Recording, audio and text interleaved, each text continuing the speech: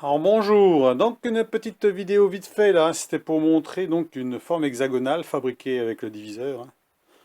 Donc là on voit que c'est, je sais pas si on voit bien, hein, en 12 mm. Je sais pas si on va bien voir, je vais essayer de faire la mise au point comme il faut. Voilà. Donc pour ceux qui veulent faire une poignée pour leur étau ou autre chose, on peut le faire comme ça, hein. Alors bien entendu, il ne faut pas qu'il soit trop large. À ce moment-là, ben, il faut que... Alors je l'ai fait dans ce morceau de ferraille là, hein, c'est un morceau de ferraille qui traînait, hein. Donc là, l'entretoise, il faut qu'elle fasse maximum 1 cm. Une vis pointeau là pour bloquer. Et puis bah, une manivelle pour pouvoir tourner en cas s'il veut faire une manivelle. Donc voilà, pour faire un hexagone sur la fraiseuse, avec le diviseur, c'est faisable, il n'y a pas de problème. Avec une toute petite fraise, hein, une fraise de 4 mm. Donc voilà. Donc pour ceux que ça intéresse, voilà, hein, donc on peut le faire à la forge aussi, hein. Celui qui a une forge, il peut s'amuser s'il a une empreinte hexagonale, de chauffer la pièce puis de bourrer ça dedans. Après, bon, après, il faudra rectifier l'extérieur, bien sûr, hein, alors que là, bon, il n'y a pas besoin de rectifier l'extérieur. Si on fait ça directement dans une bague, il n'y a pas de problème, hein. Donc voilà. Donc c'était juste pour vous montrer ça, que c'est faisable sans problème. J'ai déjà fait, hein. Donc ça pose aucun problème pour les faire, hein. On peut faire, bien sûr, pas des tout petits, mais bon, là, c'est du 12, hein. C'est pour du 12 mm, hein, ça veut dire, voilà. Alors, il y a 12 entre les plats et puis 14 entre les pointes. Alors, c'est pas vraiment des pointes, puisqu'on a, on a des arrondis des demi-arrondis, à peine demi-arrondis de 4 mm. Voilà. On pourrait faire avec du 3, mais bon, 3, ça commence à être fragile, hein, donc faire attention quand même de ne pas casser les fraises. Donc moi, j'ai préféré le faire comme ça, pour m'amuser, hein, juste comme ça, avec du 4 mm, ça va très bien. Donc voilà, je vous laisse à vos commentaires, dites-moi ce que vous en pensez. Pour ceux qui veulent en faire, ben voilà, vous savez que vous pouvez en faire sans problème avec un diviseur comme ça. Alors vous savez que ce diviseur-là, bon, on peut le trouver aussi chez Vevor. Par contre, il y en a des petits, il y en a des plus gros, bien sûr, moi c'est un 150. À la limite, moi j'aurais préféré à 4 rainures au mieux de 3. Là c'est un 3 rainures, il faudrait mieux 4 rainures. Pourquoi? Parce qu'on peut installer un étau facilement ou autre chose dessus, on peut prendre de chaque côté, comme une table, hein, vous avez une table, un petit étau de précision dessus ou autre chose, avec un plateau de 200 par exemple, parce qu'ils en vendent chez Vevor en plateau de 200. Mais bon, pour l'instant, ils n'en ont pas, ils sont en rupture de stock, ça se vend comme du petit pain, hein. Il a 200, moins de 250 euros, alors que celui-là, il vaut beaucoup plus cher, hein. Et apparemment, il est de bonne qualité, vu les vidéos que j'ai vues dessus. Donc pour pouvoir utiliser, bah, faire ce genre d'opération, hein, à plat, hein, c'est bien à plat. Alors bien entendu, un 200, ça sera plus lourd que celui-ci, hein. Mais moi, le 200, il irait très bien, puisque j'ai encore de la place, hein. Je peux le mettre facilement sur la table, il n'y a pas de problème, hein. Avec un mandrin de 125 dessus, hein, parce que le mandrin, il n'est jamais vendu avec, bien sûr, hein. Il faut l'acheter séparément.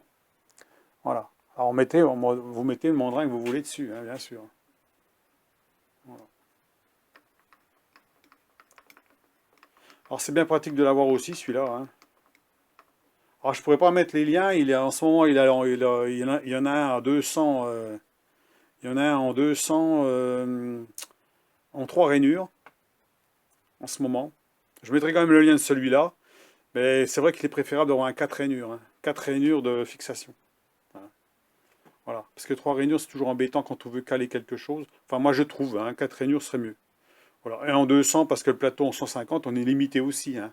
À moins de mettre un faux plateau par-dessus, hein, puis d'augmenter la surface. Donc c'est faisable avec un morceau d'acier, une plaque d'acier de 15 mm fixée sur dessus. Il faut que ça soit assez épais quand même, que ce soit rigide, hein. Pas un tout petit tôle ou quoi que ce soit, hein. Au moins 15 mm d'acier, 15 à 20 mm, avec des trous dessus qu'on puisse fixer quelque chose. Voilà. Donc ça sera peut-être la solution à faire sur celui-ci, par exemple, si on veut plus de place. Voilà, donc ben, je vous laisse à cette vidéo. Dites-moi ce que vous pensez de ça. Donc ceux qui veulent faire un hexagone comme ça, là, une forme hexagonale dans un morceau de ferraille, pour remettre ben, sur quelque chose qui est hexagonal, bien sûr, hein. Bien sûr, il faudra mettre une vis tête pointeau pour pouvoir bloquer, hein. Essayez de faire pas trop de jeu non plus, euh, mais bon, s'il y a une vis, voire 3 vis, hein, on peut mettre 3 vis, une vis, 2 vis, 3 vis, hein, bloqué, hein, ça bougera jamais, hein. Voilà. Là, il n'y a pas de risque que ça bouge. Voilà. Ou une vis, si vous avez pas vraiment, si vous avez fait ça vraiment très très juste, une seule vis suffira. Voilà. Donc à voir. Voilà. Donc allez, ben, je vous souhaite une bonne journée, amusez-vous bien, bricolez bien, voilà, donc voilà, bon, c'est facile de faire des petites choses comme ça, hein, donc voilà. J'en avais fait un plus gros à un moment donné, je vais vous montrer ça. Alors j'avais fait vite fait, hein.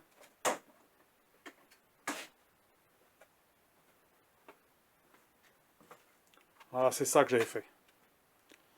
Donc hexagonal extérieur, hexagonal intérieur. Alors il n'est pas parfait parfait parce que je me suis un peu loupé là. Pourquoi? Parce que celui-là est parfait, celui-là est parfait, celui-là est moins parfait. J'ai été un petit peu trop loin là. Pourquoi? Parce que j'ai ma butée, là, ma butée de chariot, là, de table, qui a bougé. Et là, j'ai légèrement dépassé. Mais bon, il est parfait quand même, hein. Ça, c'est pour mettre des filières hexagonales avec une vis. Voilà. Donc, ça se met dans un porte-filière hexagonal. La même chose que ça.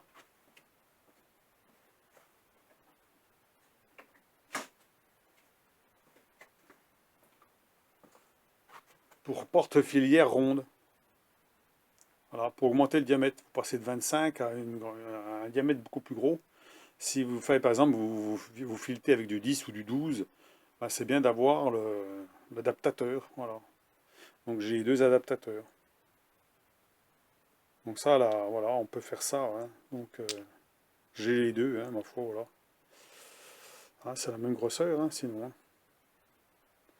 Donc à voir, voilà, les petits trucs qu'on peut s'amuser à faire aussi, hein, qui peut être bien intéressant, hein, des fois, bon, voilà.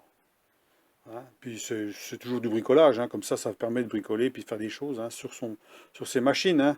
Voilà, hein, sinon, ben, il y en a, ils vont peut-être mettre des bras de levier ou choses pour forcer. Mais bon, sachant que aujourd'hui, tout ce qu'ils vendent, la plupart du temps, tout ce qu'ils vendent en matériel, genre euh, porte-filière, c'est de la vraie saleté, hein, c'est de l'aluminium, je sais pas quoi. C'est même pas de l'aluminium, c'est un mélange, je sais pas quoi.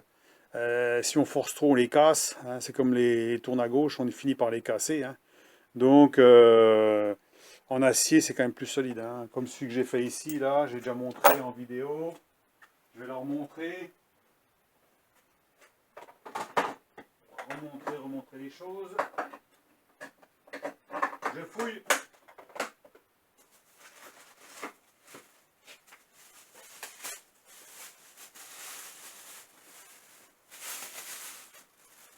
Voilà.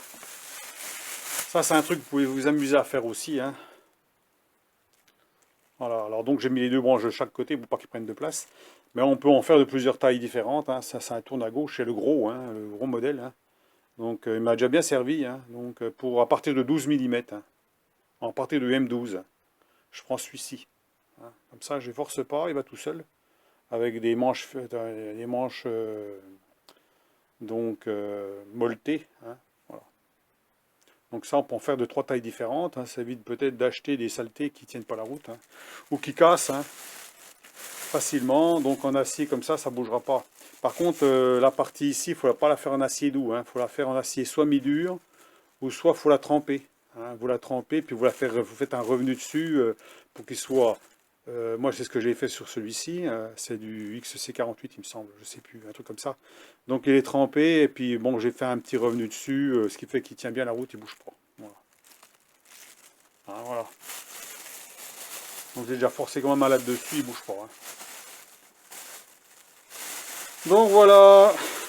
Pour les petits bricolages, ceux qui veulent s'amuser, hein, à faire quelque chose, ça occupe, hein, ça occupe bien. Et puis, ma foi, ça peut toujours être utile d'avoir des outils... voilà, des outils comme ça, hein. Donc, bah, si vous avez des questions à poser, allez-y, hein. Certains, voilà. Des fois, je discute beaucoup, je monte pas forcément tout, mais ça, bon, c'est pas si compliqué que ça, hein. Donc, voilà, on met ça dedans, là. Donc, il faut bien centrer la pièce avant. Ça veut dire, la pièce, il faut qu'elle soit parfaitement centrée par rapport à la fraiseuse, hein. Puis ensuite, bah, vous tangentez un côté. Après, bah, vous savez que vous avez du 12, il faut du 14, hein. Quand vous avez pris la grosseur de votre vis ou de l'empreinte, hein, il faut 14. Donc il faut 1 mm de chaque côté en plus, hein. Donc voilà, 12, 13, 14, 1 mm. Donc avec le vernier, ben, vous mettez 1 mm, vous descendez. Et puis après, ben, vous faites votre orientation à chaque fois, puis vous faites toutes les empreintes. Une fois que vous avez fait toutes les empreintes, vous mettez la butée de table pour ne pas dépasser les empreintes, puis vous faites ben, chaque côté par côté. Voilà. Quand vous avez fait côté par côté, ben, ça va très bien comme ça, hein, ça se fait bien, voilà. Il n'y a pas de problème.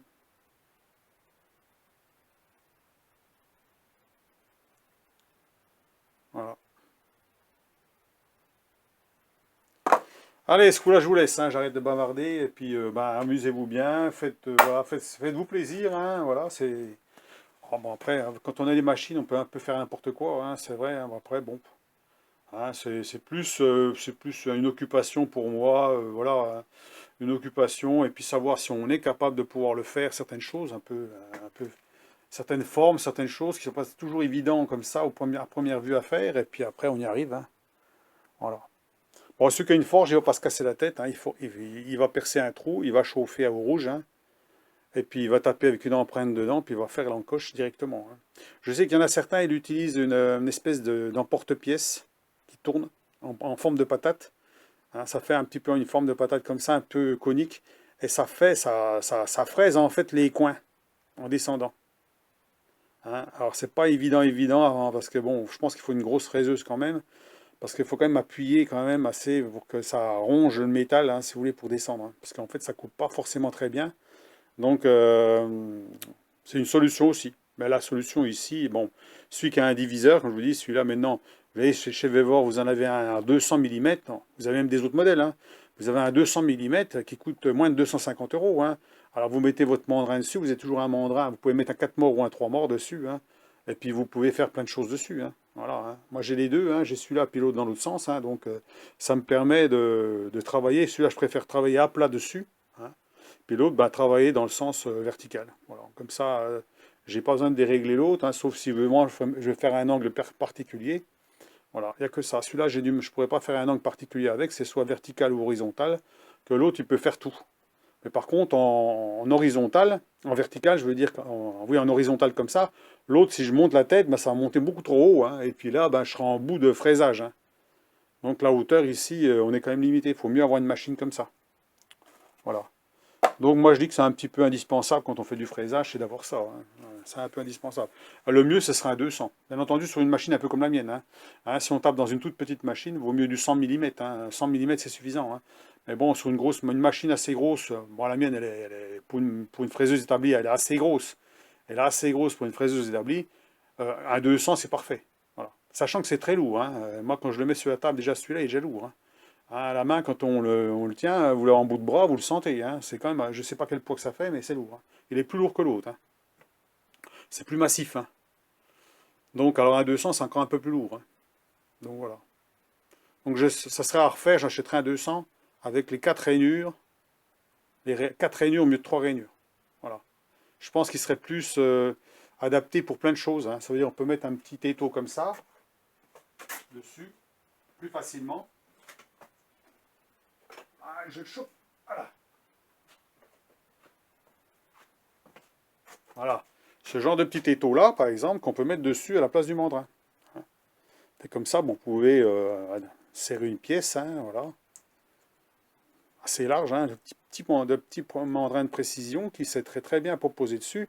Donc les deux plaques de fixation, quand c'est un truc à 4, ben, ça va bien parce que vous en avez un à côté, un de l'autre, vous serrez, c'est bon. Alors qu'à 3, ben, c'est embêtant. À 3, faut bidouiller, quoi. Alors c'est pas facile à mettre en place, voilà. Donc, sans faire de plaque ou d'adaptation, un 4 rainures est plus facile à adapter pour ce genre d'utilisation. Sinon, on peut mettre un mandrin 4 morts aussi. Un mandrin 4 morts, il peut très bien aller pour des pièces qui sont rectangulaires ou carrées ou quoi que ce soit, hein. Voilà. Donc, c'est à vous de faire un choix, hein, mais bon, moi je vous dis, ça sera à refaire, ça serait un 200, 4 rainures. Voilà. Et là, je suis sûr que je pourrais pratiquement tout faire, hein, plus facilement. Et plus large, il n'y aura pas besoin de mettre d'adaptation. De là, 550, ça fait déjà grand. Alors, vous avez 5 cm de plus, hein, ça fait quand même un beau petit machin, hein, donc, on peut déjà mettre des pièces assez grosses dessus. Voilà. Donc, allez, ce coup-là, je vous laisse. Dites-moi ce que vous en pensez. Et puis, bah, ma foi, là, je n'ai pas montré comment j'ai fait, mais bon, je vous ai expliqué comment il faut faire, hein, c'est pas bête, hein. C'est pas plus compliqué qu'autre chose, hein. J'ai des genres de pièces comme ça, j'avais fait un filetage à l'intérieur. Donc j'ai viré le filetage et puis j'ai fait ça à la place, hein. Voilà, j'ai mis ça à la place pour voir. Donc en acier, hein, c'est de l'acier, hein, c'est pas de l'alu. Là, c'est de l'acier, ça, hein. Moi, je bricole beaucoup l'acier, hein. Très peu l'alu, très peu le laiton à cause des prix excessifs et tout. Et puis l'alu, bon, c'est un peu, ça manque de solidité aussi. Donc, avec l'acier, on fait ce qu'on veut un peu, hein. Voilà. Il n'y a que quand il y a des pièces de friction ou autre chose, c'est mieux d'avoir du laiton ou du bronze. C'est mieux. Voilà. Comme ça, on risque moins d'abîmer deux pièces qui sont de différentes matières, hein. Donc voilà. Et là, ils ont mis une bague ici. Là, on voit qu'il y a une bague en laiton ou en bronze, hein. Je pense que c'est plutôt du bronze, ça. Une bague en bronze dessus pour éviter l'usure, hein. Donc voilà. Bon, un petit étau comme ça se trouve un peu partout, hein. Voilà, mais bon, il est bien, il est précis, hein. Et puis il me sert aussi pour la scie, hein. Je le mets comme ça sur ma scie à ruban. Comme ça, je permets de couper tout près. Voilà, avec la lame, hein. Donc ça me sert aussi à ça. C'est pour ça qu'il est bien celui-là. Donc allez, ce coup-là, je vous laisse. Dites-moi ce que vous en pensez. Et puis ben voilà pour le bricolage, hein. Ceux qui veulent s'amuser à faire des trucs, et ben ma foi, il y a de quoi faire, hein. Avec une fraiseuse puis un tour, il y a de quoi s'amuser, hein. Voilà. Voilà. Allez, au revoir, à plus.